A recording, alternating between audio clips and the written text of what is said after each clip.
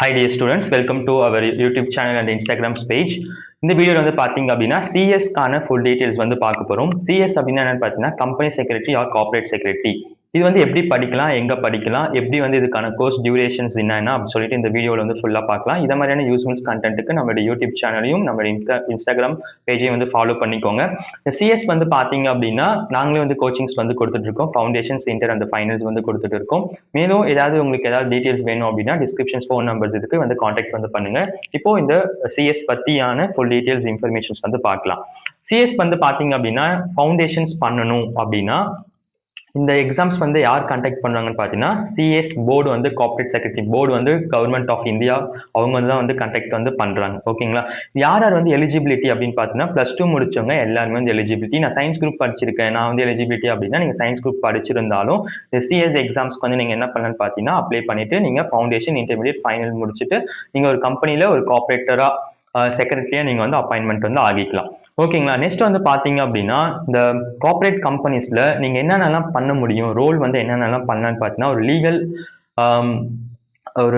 ஒரு ஆத்தரைஸ்டு பர்சன்ஸா வந்து பண்ணலாம். நெக்ஸ்ட் கம்பெனி லா ரிலேட்டடா இருக்கக்கூடிய எல்லா ஒர்க்குமே இந்த CS முடிச்சவங்க ஒரு கம்பெனி செக்ரட்டரி வந்து பாத்தீங்க அப்படின்னா யூஸ்ஃபுல்லா வந்து நம்ம ஜாப் ஆப்பர்ச்சுனிட்டிஸ் வந்து போக முடியும்.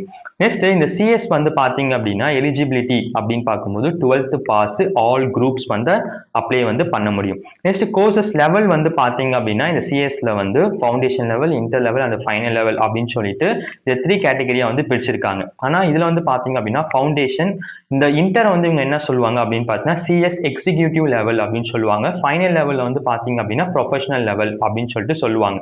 இந்த மூணுமே நம்ம வந்து கம்ப்ளீட் பண்ணிட்டோம் அப்படின்னா நீங்க ஒரு கம்பெனி செக்ரட்டரி ஆர் கார்ப்பரேட் செக்ரட்டரியா நீங்க கம்பெனிஸ்ல வந்து ஒர்க் பண்ண முடியும்.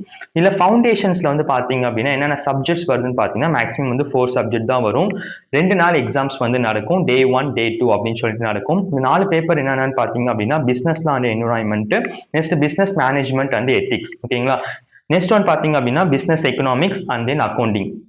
இந்த மேக்ஸிமம்ஸ் வந்து பாத்தீங்க அப்படின்னா இந்த பேப்பர் 1ம் பேப்பர் 2ம் சேர்த்து உங்களுக்கு 100 மார்க்ஸ் வரும். நெக்ஸ்ட் பேப்பர் 3யும் பேப்பர் 4ம் சேர்த்து 100 மார்க்ஸ் வரும். அதாவது ஒவ்வொரு பேப்பரும் பாத்தீங்க அப்படின்னா 50 மார்க்ஸ். ஃபுல் அண்ட் ஃபுல் பாத்தீங்க அப்படின்னா MCQ டைப் தான் வந்து இருக்கும்.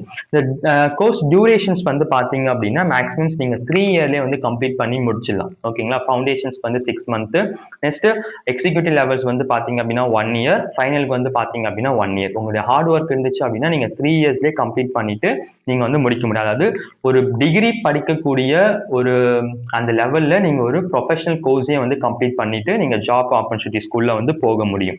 ஓகேங்களா? நெக்ஸ்ட் வந்து